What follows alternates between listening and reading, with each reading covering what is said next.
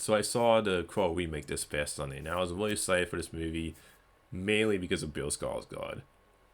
I think he's a great actor, and every time I've seen him in, he's always been great. Even in a movie like Boy Kills World, which I wasn't a fan of, I think he's great in that movie. Let me start with the positives. I think the opera sequence that you see a glimpse of in the trailer to me was the best sequence of this movie. I thought that was a really fun ultraviolet acid scene, and it was the only time this movie to me showed a little life in this movie. And that was one of those. That was one of the new elements where I was like, man, you took too long to get to that point, and I felt like I would have liked to have seen more of that element. Maybe you could have made this like a over the top ultraviolet gory crow movie. But that sequence I do think is a great sequence, and I think that's the one sequence in the movie I was like, I wanted to see more of that. Another positive is that I do like how he does the healing abilities in this, where he has like a pop a bone back into place when it's like that bad injury, and you see him screaming in pain.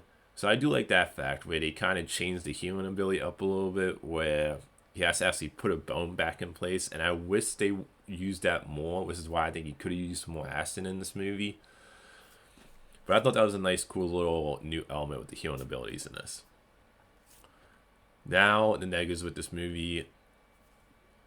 I thought the pace in this movie was really bad. And what I mean by the pace, in this movie takes like over an hour. And this movie's an hour and 51 minutes. Over an hour for him to get to the point where he puts on the makeup and he becomes the Astral Crow.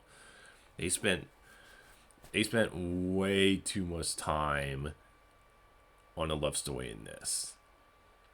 Like, in theory, that's a good idea because you only got a limited amount of time in the original movie. In theory, that's a good idea. I like that idea. But the problem with that is the way it's executed in this movie for me, where the two actors to me have zero chemistry. I don't buy this being a love story. It felt more like a fling. I mean, the whole love story for most of this movie is having sex because they're both junkies that break out of rehab. Them having sex, partying, doing drugs. And just to me, I don't find that to be a love story. Like, this is supposed to be a romantic love story that transcends reality. And I don't buy it in this version at all. Like, the two actors, like I said, have zero chemistry. And the way it's executed the love story in this movie, I'm just like, this doesn't feel like real love to me. This feels like two people who have a fling. And the timeline of their relationship felt like they spread it up. Like, it felt fast-paced to me. So, and that's definitely one of the big issues with this movie, is that to me, if you don't buy in a love story, then that's a big problem to me with the Crow, because the whole point of the Crow story is that you're supposed to buy that these two people love each other, and that's the type of love that will last forever. And I do not buy it at all in this movie, with the actors' chemistry, with the way the love story was written. And I'm gonna go compare some stuff to the original, but one of the things I felt like the original did a much better job when it comes to one of the elements this movie takes is a love story. Yeah, you get a limited amount of screen time in the original movie, but in those flashbacks, you buy in that love story. Like, when you watch the original Crow movie, you feel invested in that love story. Like, nobody would tell you when you watch that original movie, you go like, oh man, you feel invested in the love story. You know, you're rooting for them just to still be together at the end of the movie when they die and they're both in heaven. Like, you buy in a love story. You buy in the fact that Alex Draven will go to the end of the world for Shelley in that original movie. And you buy in the fact why you want him to kill those bad guys in the original movie. In this movie, like I said, I don't buy it at all. It doesn't feel like real love to me. It felt, like I said, like a fling. It didn't feel like a love story in my opinion. And the actors have zero chemistry. I also think Bill Skarsgård was pretty flat in this movie, personally. And Shelley, the girl who plays Shorty, I thought she was flat too. Like, the performances were pretty wanted in this movie for me. Like, I think he was decent when he actually was the Crow with the makeup on and everything. And when you get to that point of the movie, but it takes like forever to get there. And this movie just takes way too long. That's what I mean by the pacing to get in there. And also, this feels like characters just like pop in and out, and you forget about certain characters, like Shelley's friend, and then the guy who gives Alec his gun later on. I think they show a scene earlier where he's working on one of his tattoos. Like, I didn't care for their characters, and they just kind of pop in and out. And the girl who works for the bad guy, his henchman, this girl, she just kind of drops in and out, and they, like I said, they kind of forget about certain characters in this movie, which I thought was, again, it's poor writing. And the villain of this movie, this is not that I'm going to compare the original to. The original movie had great villains. Even the henchmen in the original movie stood out. And you felt, and you bought into that, those villains were disgusting. And personally, how Shelley and Alec die in that original movie, I thought was so much more dark, and it hits you so much harder. Like when you see those flashbacks of the main villain's henchmen, like basically suggesting they raped Shelley in the original movie and just beat her up. Like when you see those flashbacks, you feel the pain for Alec. And Alec's death, to me, I thought was much more like painful in the original movie when you see him push him out a window. Like their deaths in that original movie, to me, was much more brutal in my opinion, and hit much harder. And like the villain of this movie, I just found very forgettable. Like the henchmen and the main bad guy in the original Crow movie, they stood out. They were memorable to me. They had personalities. You felt them, like they were interesting bad guys. They were just, while being disgusting bad guys, you wanted to see him kill them. The main villain of this movie, he's just a generic villain that's evil for the sake of being evil. There was nothing I found about this villain that was compelling. Like they add this backstory where they bring up at the start of the movie when he's about to kill Shelley's friend, where he says he's bringing innocent soul. He made a deal with the devil, and he's bringing innocent souls to the devil to stay immortal. They don't go into why he wants to live forever. They bring that up, and then it's kind of drop it. They don't go into it enough. So it just feels like they bring up that backstory, that element, and then they drop it pretty much after that scene. And for the rest of the movie, he's just a very generic villain. They don't really give him anything to do villain-wise in this movie when it comes to him being an interesting character. Like, he just feels like a generic villain I've seen before. There's nothing about his personality that stands out to me.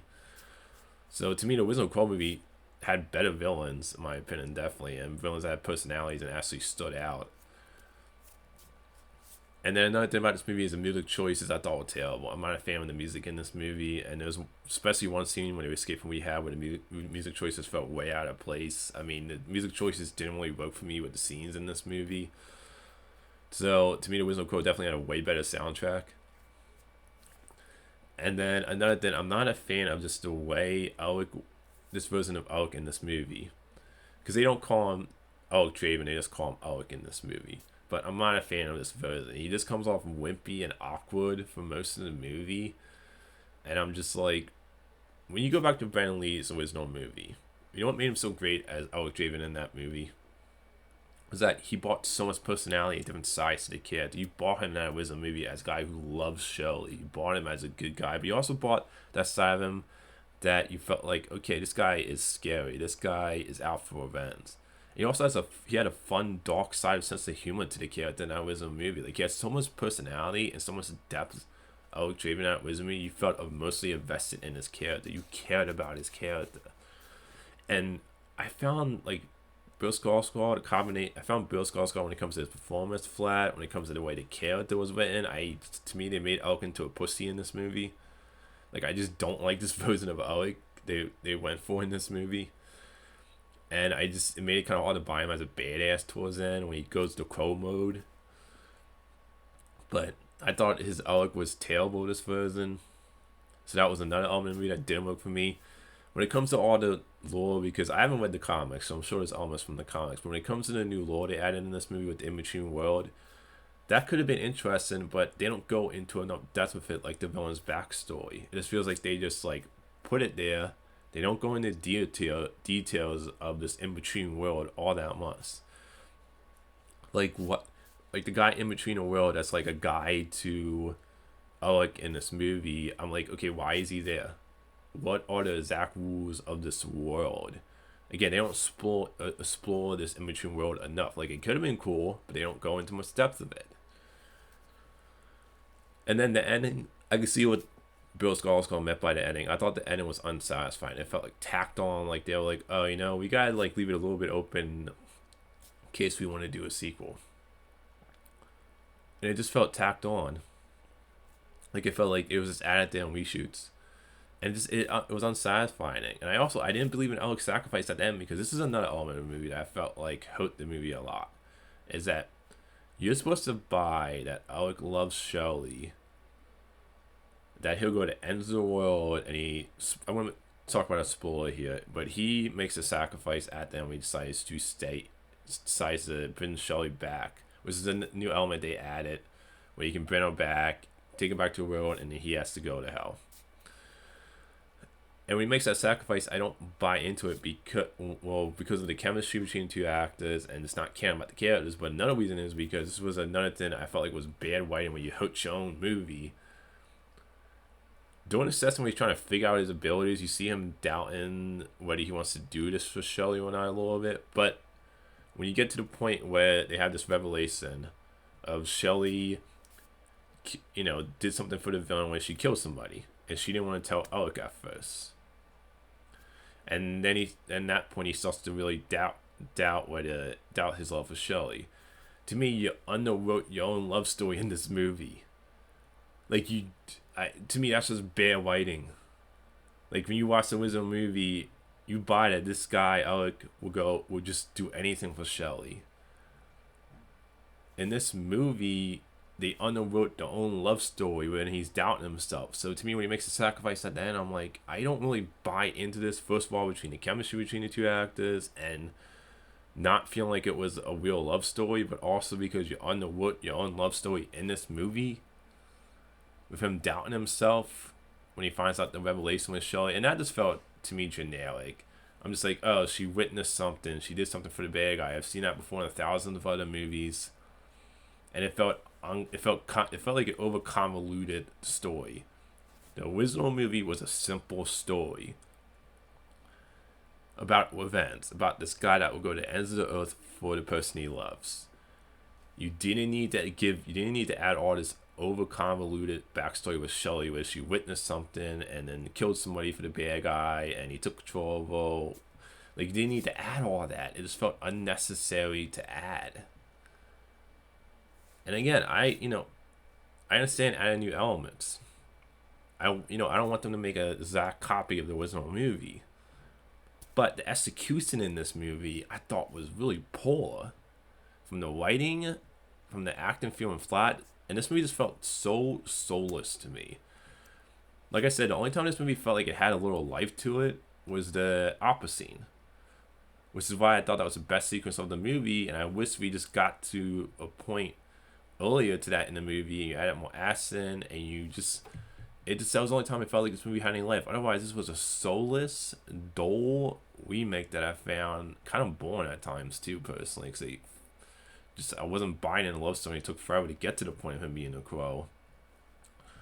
So overall, I thought this was a remake that didn't go into enough depth with the new stuff it added, and at the same time, I felt like the original did everything better.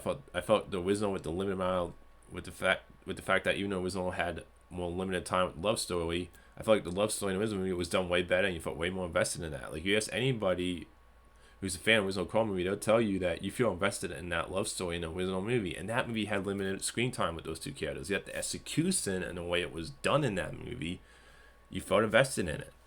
To me, the love story was done way better in the original movie. The original movie had a better soundtrack, in my opinion. I thought the music kind of sucked in this, and I thought the music choices took the scenes out of it. You felt invested in the characters in the original movie more. Another positive about this movie too. Another positive about the original movie that I felt like this movie lacked also is the fact that you go to the original movie. One thing I love about the original movie is that Alec had people outside of Shelley in his life that grounded the movie. You go to that little girl. I love that little girl in the original movie because it showed that Shelley and that little girl, they were taken care of. Like, you had that character.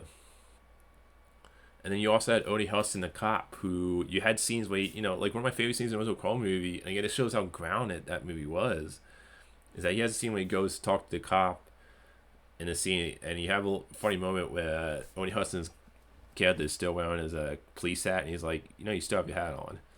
That's a funny moment. Again, there was just so much life to that original movie. And you felt invested in Odie Hudson's character. You wanted him to live at that movie. You felt invested in the little girl that were friends with Shelley and Alec in that original movie. Like, you don't have any characters in this movie that really ground Alec with Shelley when it comes to this supernatural world, because they do, like I said, they add more supernatural elements in this new movie. But just to me, that's another thing that was missing from this new one. It's like you didn't have those great like supporting characters too that you were invested in also, and then kind of help ground the movie.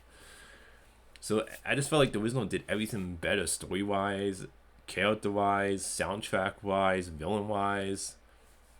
But that's my thoughts on the Crow remake. Look, if you enjoyed the Crow remake, I'm happy for you. If you love it, I'm happy for you. But to me, this was a failed attempt.